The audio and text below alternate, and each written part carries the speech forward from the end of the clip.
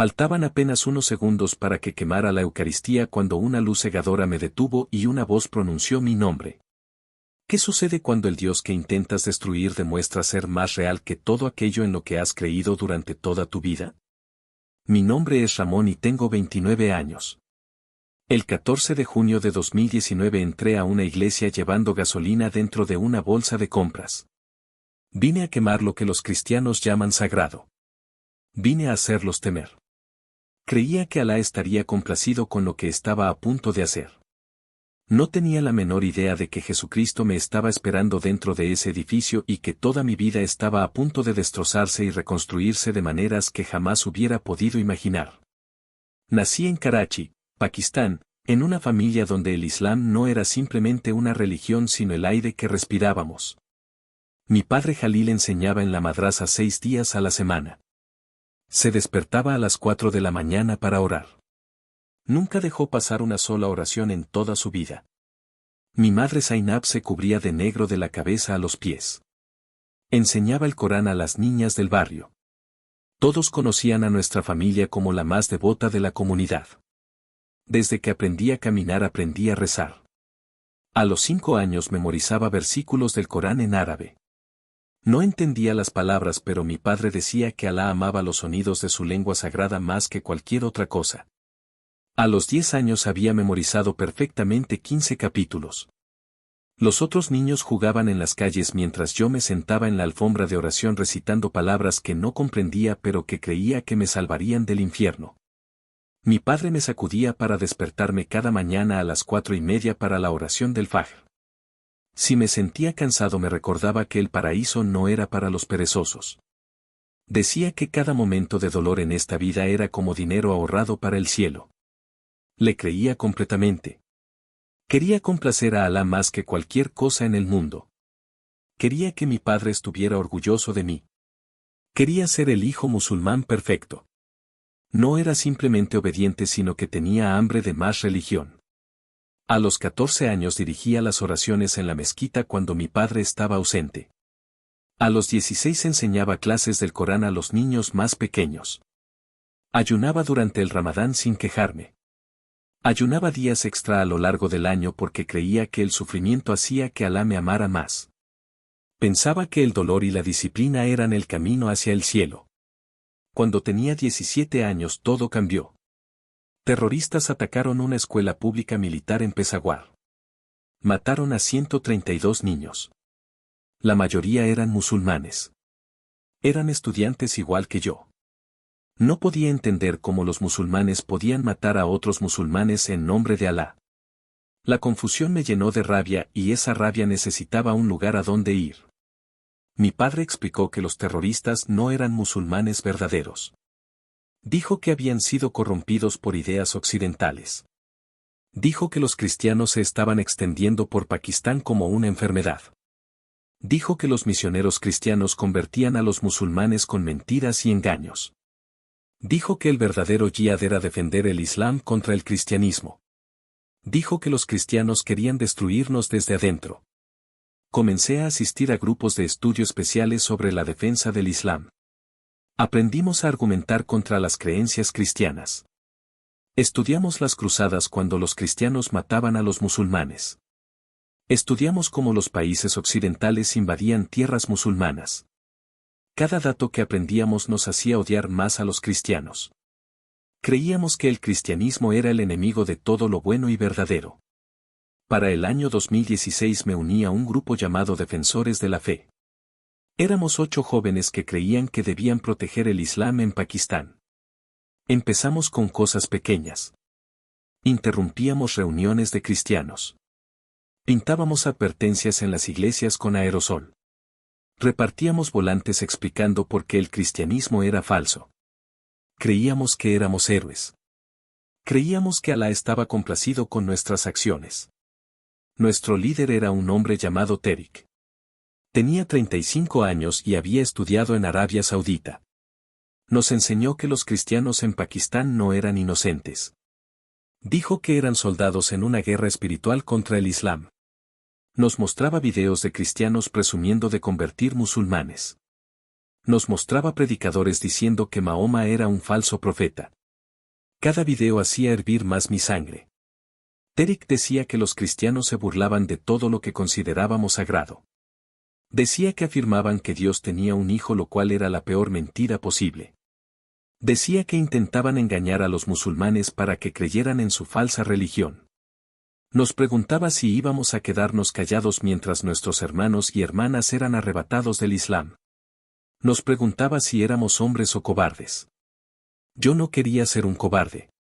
Terminé la universidad en 2018 con un título en ingeniería eléctrica.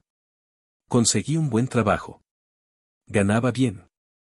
Pero mi verdadera educación ocurría en las reuniones nocturnas con los defensores. Aprendimos que las palabras ya no eran suficientes. Si los cristianos atacaban el Islam, necesitábamos responder con algo más que argumentos. Necesitábamos demostrarles que íbamos en serio. En mayo de 2019 descubrimos que la Catedral de San Miguel en Lahore celebraba servicios semanales donde exmusulmanes adoraban a Jesús. Eran apóstatas. Eran traidores que habían abandonado a Alá por un Dios falso. Para nosotros era el peor crimen imaginable. Adoraban en nuestro país. Lo hacían abiertamente. Creían que estaban seguros. Tariq nos reunió a los 8 en una reunión especial. Tenía un plan. Iríamos a su servicio dominical del 14 de junio. Interrumpiríamos su culto. Profanaríamos su Eucaristía, el pan que creían que era su Dios. Derramaríamos gasolina sobre su altar y le prenderíamos fuego. Les demostraríamos que el Islam no toleraría tal maldad en un país musulmán. Me ofrecí de voluntario de inmediato. Mi corazón latía con fuerza de emoción. Esto ya no era solo palabras. Era acción real. Era defender a Alá de una manera que importaba. Pensé en los primeros musulmanes que destruyeron los ídolos. Pensé en los guerreros que lucharon para expandir el Islam. Creía que me estaba uniendo a sus filas. Creía que estaba haciendo algo que Alá recompensaría para siempre. Durante 3 semanas me preparé. Oraba horas extra cada día. Ayunaba aunque no era Ramadán. Leía versículos sobre el yihad y la guerra santa. Estudié el edificio de la iglesia. Averigüé cuándo comenzaban sus servicios. Compré 2 grandes recipientes de gasolina y los escondí en mi apartamento. Me sentía como un soldado preparándose para la batalla más importante de su vida. La noche anterior al 14 de junio no pude dormir. No porque estuviera nervioso, sino porque estaba emocionado. Sentía que estaba a punto de hacer algo que lo cambiaría todo. Oré toda la noche. Le pedí a Alá que me diera valor. Le pedí que bendijera nuestra misión. Le agradecí por haberme elegido para defender la fe. Me sentía puro. Me sentía justo. Estaba absolutamente seguro de que estaba haciendo lo correcto. No tenía dudas. No tenía miedo. No tenía ninguna pregunta en mi mente. Iba a entrar a esa iglesia y quemar lo que llamaban sagrado. Iba a hacerlos temer. Iba a demostrarles que el Islam era más fuerte que su Dios falso. Creía esto con cada fibra de mi ser. No sabía que el Dios por quien creía estar luchando era en realidad el Dios contra quien estaba luchando. No sabía que Jesucristo era real y que me estaba esperando. No sabía que en menos de 24 horas todo lo que creía sobre Dios, la verdad y la realidad, sería completamente destruido y reconstruido en algo más hermoso de lo que jamás pudiera imaginar. ¿Qué sucede cuando entras a una iglesia planeando cometer violencia y en cambio te encuentras cara a cara con el Dios vivo? 14 de junio de 2019. Me desperté a las 7 de la mañana. El sol ya quemaba. Me puse ropa sencilla, una túnica gris. Tomé la bolsa de compras con el recipiente de gasolina adentro. El envase de plástico contenía 2 litros de combustible. Era pesado en mis manos. El olor se filtraba por la bolsa, agudo y químico. Lo sellé más fuerte para que nadie lo notara.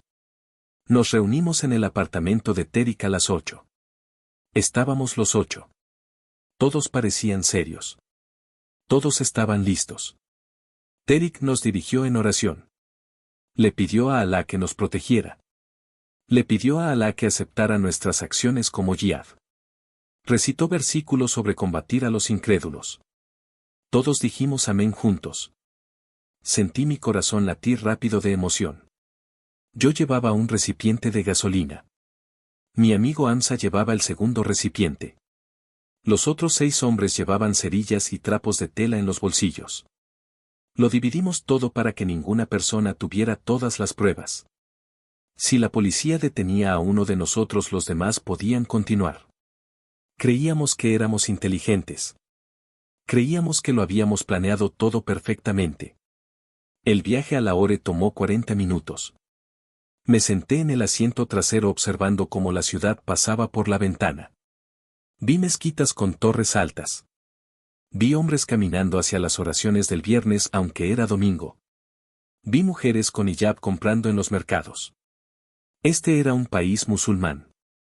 Esta era nuestra tierra y los cristianos intentaban arrebatárnosla con su falsa religión.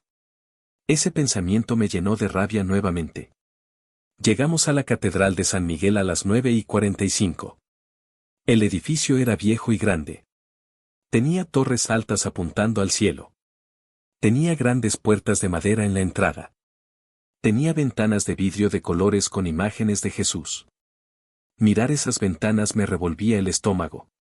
Mostraban a Jesús en una cruz. Lo mostraban con luz alrededor de su cabeza como si fuera Dios. Era pura blasfemia. Estacionamos a 3 cuadras de la iglesia. No queríamos que nadie viera nuestros autos cerca del edificio. Nos dividimos en 2 grupos. 4 de nosotros entraríamos por la puerta principal con la gasolina. Los otros 4 bloquearían la salida lateral para que nadie pudiera escapar. Queríamos que todos vieran lo que hacíamos. Queríamos que tuvieran miedo. Queríamos que el mensaje se extendiera. El servicio ya había comenzado cuando llegamos a la puerta principal. Podía escuchar cánticos desde adentro. Cantaban en urdu, nuestro idioma, pero cantaban sobre Jesús como si fuera Dios. El sonido me ponía la piel de gallina. ¿Cómo se atrevían a usar nuestro idioma para adorar a un Dios falso? ¿Cómo se atrevían a hacer esto en Pakistán? A las 10:15 exactamente Terik dio la señal. Empujamos las pesadas puertas de madera. Se golpearon contra las paredes con un fuerte estruendo. Marchamos por el pasillo central entre las filas de asientos. Gritamos Allahu Akbar tan fuerte como pudimos. Dios es el más grande. Nuestras voces resonaron en el techo alto. La gente se volvió a mirarnos. Sus rostros mostraban conmoción y miedo. La iglesia era más grande de lo que esperaba. Había unas 300 personas sentadas en bancos de madera. La mayoría eran pakistaníes, pero algunos tenían piel blanca, probablemente misioneros. Un anciano con ropas religiosas estaba de pie al frente cerca del altar. Era el padre Samuel, el sacerdote que dirigía estos servicios. Detrás de él había una mesa cubierta con un paño blanco. Sobre la mesa había una copa dorada y un plato dorado con pequeñas hostias blancas. Esta era la Eucaristía que habíamos venido a quemar. La gente comenzó a gritar cuando nos vio avanzar por el pasillo. Los padres agarraban a sus hijos. Los ancianos se quedaron paralizados en sus asientos. Los jóvenes se pusieron de pie como queriendo proteger a sus familias. Pero los otros 4 miembros de nuestro grupo ya habían bloqueado las puertas laterales. Nadie podía escapar. Los teníamos atrapados. Queríamos que observaran lo que hacíamos. El olor a gasolina llenó la iglesia de inmediato. Se mezcló con el olor del incienso y las velas. Era una profanación. Era contaminación en su espacio sagrado. Eso era exactamente lo que queríamos. Estábamos ahí para contaminar y destruir lo que ellos consideraban sagrado. El padre Samuel levantó las manos hacia nosotros. Sus manos no temblaban. Su voz era calmada cuando habló. Dijo: por favor, todos mantengan la calma. Dijo: Dios está con nosotros. Su paz me enfureció aún más. ¿Cómo podía estar tranquilo? ¿Cómo podía afirmar que su Dios lo protegería? Estábamos a punto de destruir todo en lo que creía. Llegamos al frente de la iglesia en segundos. Terik agarró la copa dorada con vino. La arrojó con fuerza al suelo. Se hizo añicos. El líquido rojo se extendió por el mármol blanco como sangre. El sonido del vidrio rompiéndose resonó por todo el edificio. La gente jadeó y gritó. Desenrosqué la tapa de mi recipiente de gasolina. Mis manos estaban firmes. No sentía ningún nerviosismo en absoluto. Estaba a punto de derramar combustible sobre todo su altar, sobre toda su Eucaristía, sobre todo lo que llamaban sagrado. Luego le prenderíamos fuego. Lo veríamos arder. Observaríamos sus rostros mientras su Dios fracasaba en protegerlos. Derek le gritó al padre Samuel. Su voz estaba llena de rabia. Dijo que blasfemaba contra Alá. Dijo que adoraba a un hombre como Dios. Dijo que corrompía a los musulmanes con sus mentiras. Dijo que hoy verían que Alá era más fuerte que su Jesús. Todos en la iglesia lo escucharon. Algunos empezaron a llorar. Algunos empezaron a orar. Levanté el recipiente de gasolina sobre el altar. Este era el momento para el que habíamos planeado. Este era el momento en que daríamos nuestro golpe contra el cristianismo. Incliné el recipiente. Las primeras gotas comenzaron a caer. Atraparon la luz de las ventanas. Parecían lágrimas cayendo sobre el paño blanco. Entonces sucedió algo que no debería ser posible. Algo que rompió todas las leyes de la ciencia y la naturaleza que jamás había aprendido. En el momento en que esas primeras gotas de gasolina tocaron el mantel del altar apareció una luz en la iglesia. No venía de las ventanas. No venía de las luces eléctricas colgadas del techo. Venía de otro lugar. La luz era blanca, más brillante que el sol. Pero de alguna manera no dolía mirarla. Parecía venir de la propia Eucaristía. De esas pequeñas hostias blancas que reposaban en su plato dorado sobre el altar. La luz creció más grande y más brillante con cada segundo. Pronto toda la iglesia estaba llena de ella. Cada sombra desapareció. Todo era blanco y brillante e imposible. Mis manos dejaron de moverse. Ya no podía derramar la gasolina. Era como si manos invisibles agarraran mis muñecas y las mantuvieran quietas. El recipiente cayó de mis manos. Golpeó el suelo de mármol, pero solo unas pocas gotas se derramaron. El resto permaneció dentro de la botella aunque estaba volcada. Eso no era natural. Eso no era normal. A mi alrededor escuché a mis 7 amigos gritar de conmoción y miedo. Sus voces sonaban lejanas como si estuviéramos bajo el agua. No podía girar la cabeza para mirarlos. No podía mover nada. Estaba congelado en su lugar mirando fijamente esta luz que crecía más brillante y tomaba forma. La luz comenzó a formar una figura. Parecía un hombre pero hecho completamente de luz.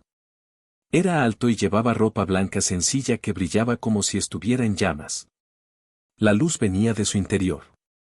Irradiaba hacia afuera llenando cada rincón de la iglesia. El poder que emanaba de esta figura hacía que cada célula de mi cuerpo quisiera caer y adorar y huir al mismo tiempo. Entonces la figura habló. La voz no llegó por el aire. Llegó directamente a mi mente, a mi corazón, a lo más profundo de mi alma donde guardaba cada secreto, cada miedo y cada duda que jamás había ocultado a todos incluyéndome a mí mismo. La voz dijo: Ramón, ¿por qué me persigues? ¿Alguna vez has escuchado a alguien pronunciar tu nombre y en ese instante comprender que sabe absolutamente todo sobre ti? Cada pecado secreto, cada pensamiento oculto, cada momento de toda tu vida.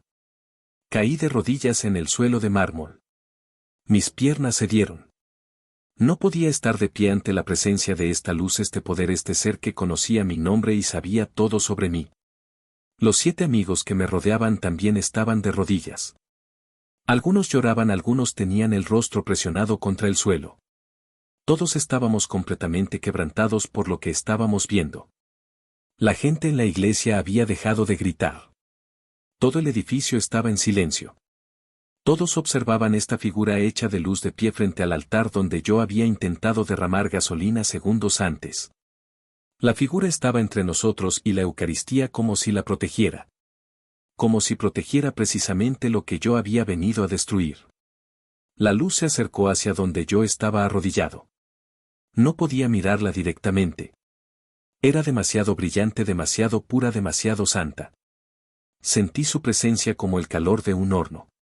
El poder que irradiaba este ser me hizo consciente de cada cosa mala que había hecho, cada mentira que había dicho, cada persona que había odiado, cada vez que me había sentido superior a los demás.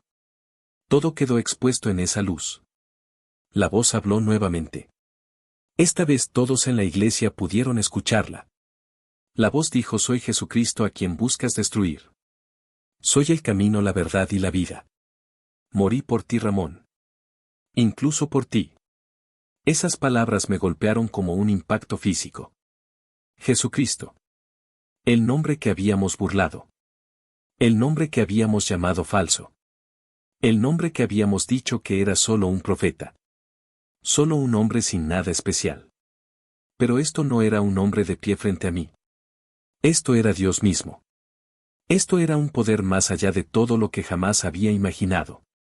Esto era la realidad abriéndose paso a través de todo lo que creía saber. ¿Cómo podía ser esto Jesús?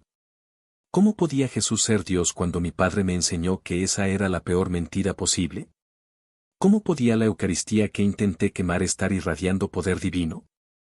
¿Cómo podía todo lo que creí durante 29 años estar completamente equivocado?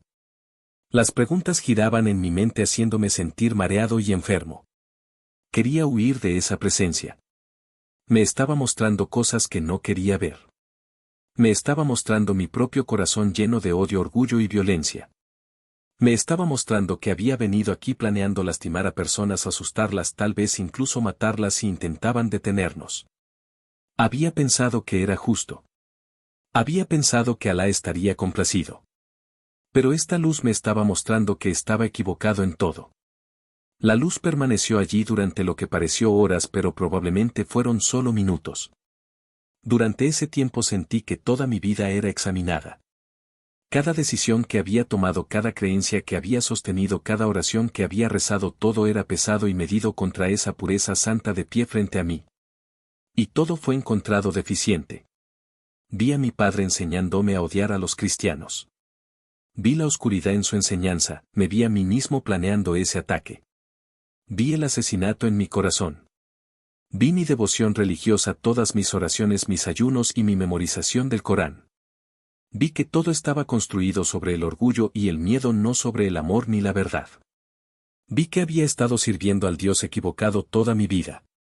Cuando la luz finalmente comenzó a desvanecerse, la figura había desaparecido, pero la Eucaristía sobre el altar seguía brillando suavemente. Una luz tenue que nos recordaba que algo sobrenatural acababa de ocurrir ahí. El padre Samuel seguía de pie donde había estado antes. Las lágrimas corrían por su rostro. Sus manos estaban levantadas hacia el cielo. Toda la congregación lloraba. Algunos de miedo, algunos de alegría. Todos conmocionados por lo que habían presenciado. Nosotros 8 musulmanes que habíamos venido a quemar y destruir estábamos ahora quebrantados en el suelo de la catedral. Los recipientes de gasolina yacían inútiles a nuestro alrededor. Las cerillas seguían en nuestros bolsillos sin usar y sin sentido. Nuestro plan había fracasado por completo. No porque la gente nos hubiera detenido, sino porque Dios mismo nos había detenido. La policía llegó 20 minutos después. Alguien en la iglesia los había llamado cuando irrumpimos por las puertas. Para cuando los oficiales entraron al edificio ya no éramos peligrosos. Estábamos sentados en el suelo, incapaces de hablar, incapaces de explicar lo que había sucedido, incapaces de hacer otra cosa que temblar y llorar. El padre Samuel habló con la policía. Les dijo que Dios nos había detenido. Les dijo que habíamos encontrado a Jesucristo. Les dijo que no quería presentar cargos. Dijo que la iglesia se haría cargo de nosotros. Dijo que necesitábamos ayuda, no castigo.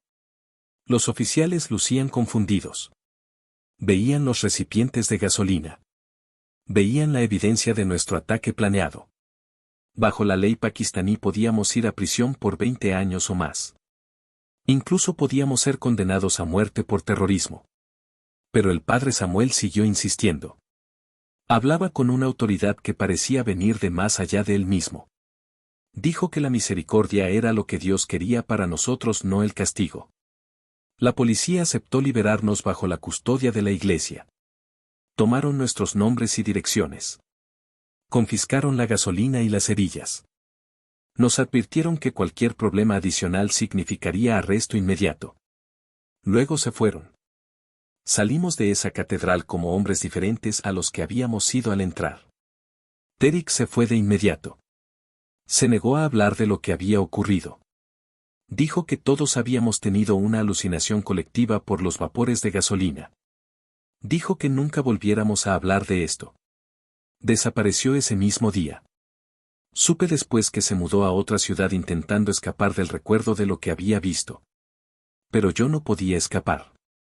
No podía fingir que fue una alucinación. Había escuchado mi nombre pronunciado por Dios mismo. Había sentido la presencia de un poder más allá de cualquier cosa en el Islam. Había encontrado a Jesucristo y Él me había demostrado que era real. Era Dios y sabía todo sobre mí. El padre Samuel nos invitó a regresar la semana siguiente si queríamos entender lo que había sucedido. 3 de los hombres se negaron. Tenían demasiado miedo de enfrentarlo. Pero 4 de nosotros, incluyendo a mí y a Amsa, dijimos que sí. Necesitábamos saber qué significaba. Necesitábamos saber si Jesús era realmente Dios. Esa semana fue una tortura. Ya no podía rezar mis oraciones islámicas. Cada vez que intentaba inclinarme hacia la Meca recordaba estar arrodillado frente a la luz. No podía leer el Corán. Las palabras se sentían vacías comparadas con la voz que había pronunciado mi nombre. No podía enfrentar a mi familia. Sabía que nunca podría explicar esto sin sonar como un loco. Me quedé en mi apartamento durante 6 días. Apenas comí. No dormí. Solo seguía reproduciendo ese momento una y otra vez. La luz, la voz, las palabras. Morí por ti, Ramón. Incluso por ti. ¿Qué significaba eso? Los musulmanes creen que Jesús no murió en la cruz. Creemos que Alá sustituyó a alguien más. Pero si el propio Jesús dijo que murió por mí, entonces la enseñanza islámica estaba equivocada. El 21 de junio, una semana después del ataque a la catedral, regresé a San Miguel. Amsa y otros 2 estaban allí. Todos teníamos un aspecto terrible, como si no hubiéramos dormido en días. El padre Samuel nos recibió en una pequeña sala. Tenía té preparado. Se sentó como si tuviera todo el tiempo del mundo. Simplemente preguntó qué necesitan entender. Me derrumbé. Le conté todo. Mi infancia, la enseñanza de mi padre, mi odio hacia los cristianos, mi plan para quemar la Eucaristía. Confesé que había venido dispuesto a herir a personas si era necesario. Luego hice la pregunta que me estaba destruyendo. ¿Cómo puede Jesús ser Dios cuando me dijeron que creer eso es el peor pecado posible? El padre Samuel abrió una Biblia. Nos mostró lo que Jesús dijo sobre sí mismo. Yo y el Padre somos uno. Antes de que Abraham existiera, yo soy. El que me ha visto a mí ha visto al Padre. Estas no eran palabras de un profeta. Eran afirmaciones de divinidad. Si no eran verdad, Jesús estaba mintiendo o estaba loco. Pero si eran verdad, entonces el Islam estaba equivocado en todo. Cuando el Dios que creías conocer resulta ser completamente diferente a todo lo que te enseñaron, ¿cómo puedes seguir creyendo en algo? Durante las semanas siguientes al encuentro en la catedral viví en 2 mundos a la vez. Iba a trabajar como electricista durante el día fingiendo que todo era normal. Por las noches me reunía con el padre Samuel y otros exmusulmanes que habían dejado el Islam para seguir a Jesús. Ellos entendían lo que yo estaba viviendo porque habían caminado el mismo camino. Conocían la confusión, el miedo, la sensación de que todo tu mundo se estaba desmoronando. El padre Samuel había sido musulmán él mismo hasta los 35 años. Ese dato me impactó profundamente. Entendía exactamente lo que yo sentía. Conocía el terror de cuestionar el Islam. Sabía lo que costaba dejarlo. Sabía la alegría de encontrar a Jesús. Su vida tranquila, su evidente conexión con Dios era prueba de que dejar el Islam no llevaba a la destrucción sino a la vida verdadera. Estudiábamos la Biblia juntos cada semana. Leí los Evangelios por primera vez con una mente abierta. Vi a Jesús afirmar ser Dios una y otra vez. Lo vi realizar milagros que solo Dios podía hacer. Lo vi morir en la cruz y resucitar de entre los muertos 3 días después. La evidencia de su resurrección era más sólida que cualquier cosa que hubiera aprendido sobre Mahoma en los estudios islámicos. Comparé lo que la Biblia decía sobre Jesús con lo que decía el Corán. Las diferencias eran enormes e imposibles de ignorar.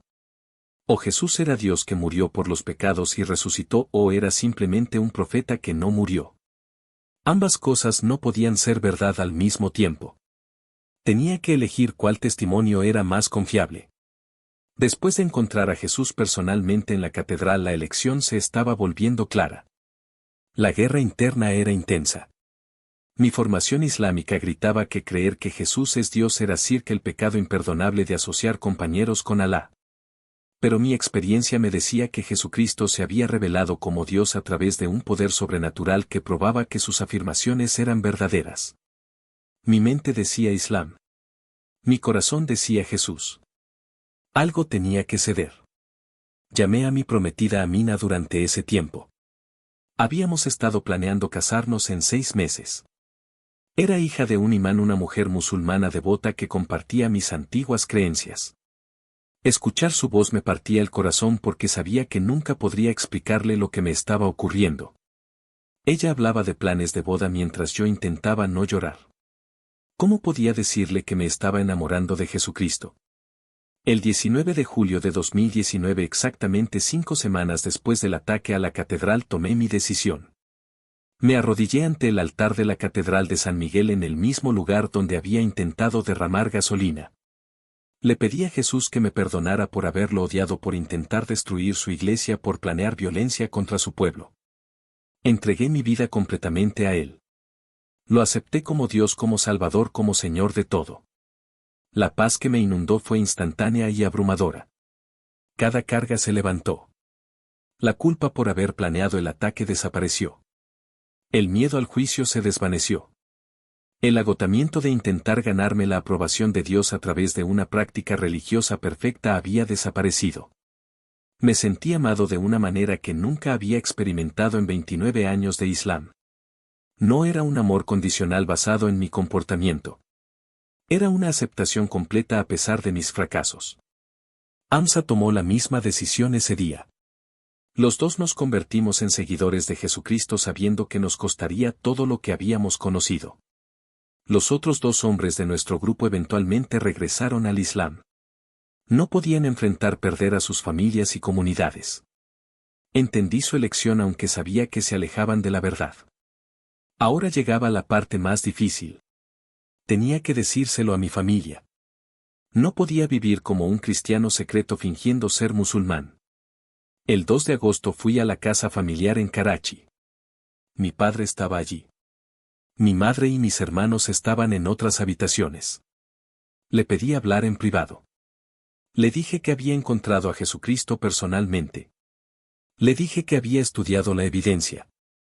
Le dije que me había convertido al cristianismo. Vi su rostro cambiar de confusión a conmoción a pura rabia. Su cuerpo temblaba de furia. Su voz se volvió fría como el hielo. Dijo: ya no eres mi hijo. Dijo que yo había cometido el peor pecado posible. Dijo que había traicionado a Alá y deshonrado el nombre de la familia. Dijo que si no negaba a Jesús de inmediato estaba muerto para él. Usó la palabra muerto, no desheredado sino muerto. Le dije que no podía negar lo que sabía que era verdad. Le dije que lo amaba pero que amaba a Jesús más. Le dije que siempre sería su hijo aunque él me rechazara. Esas fueron las últimas palabras que le dije a mi padre cara a cara. Me echó de su casa. Dijo que nunca volviera a contactar a nadie de la familia. Dijo que si lo intentaba me denunciaría a las autoridades por apostasía. Mi madre lloraba en otra habitación. Mis hermanas gritaban.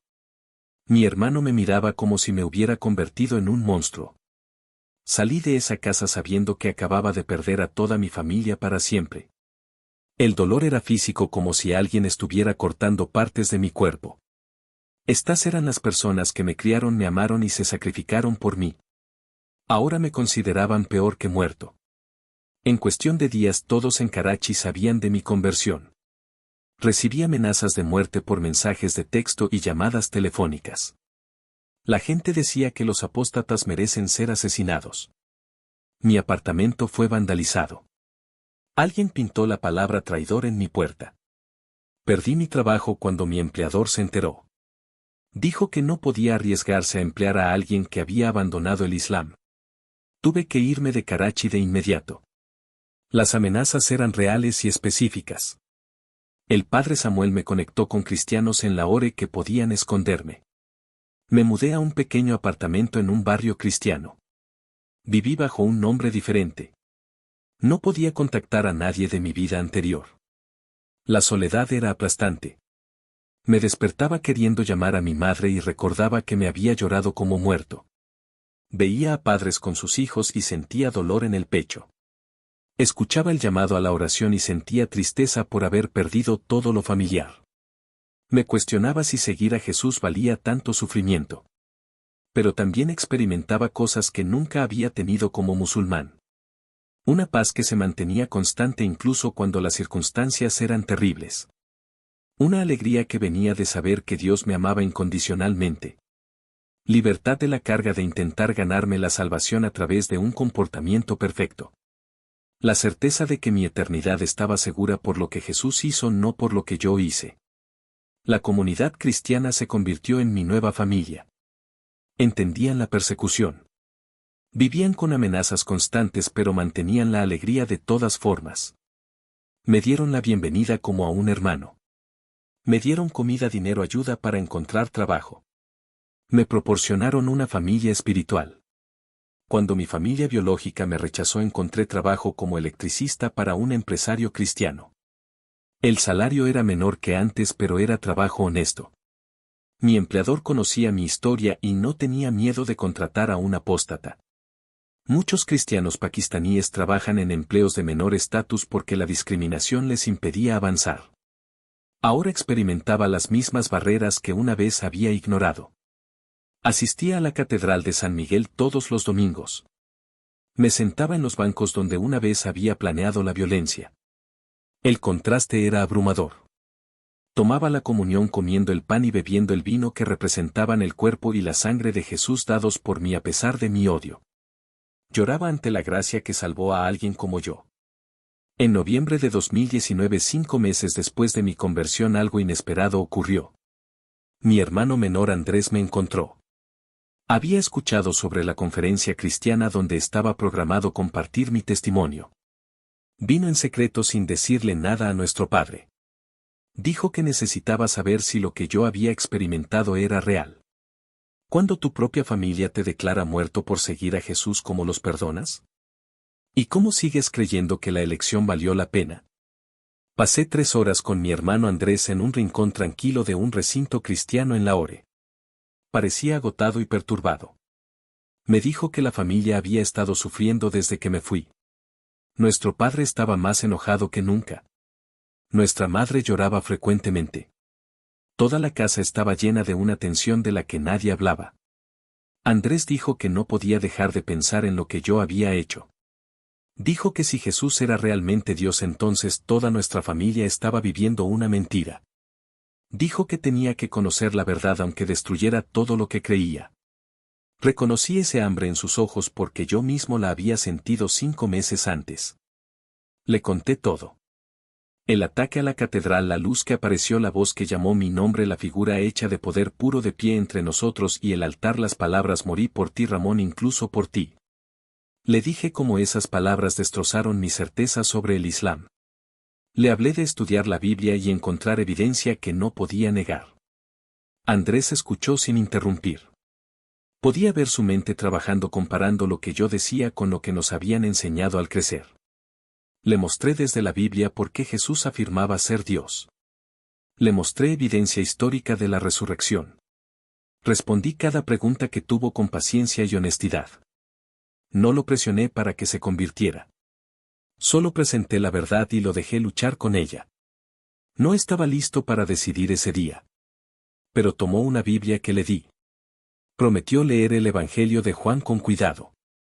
Prometió orar y pedirle a Jesús directamente que se revelara si verdaderamente era Dios. Durante los meses siguientes, Andrés y yo nos reunimos varias veces en secreto.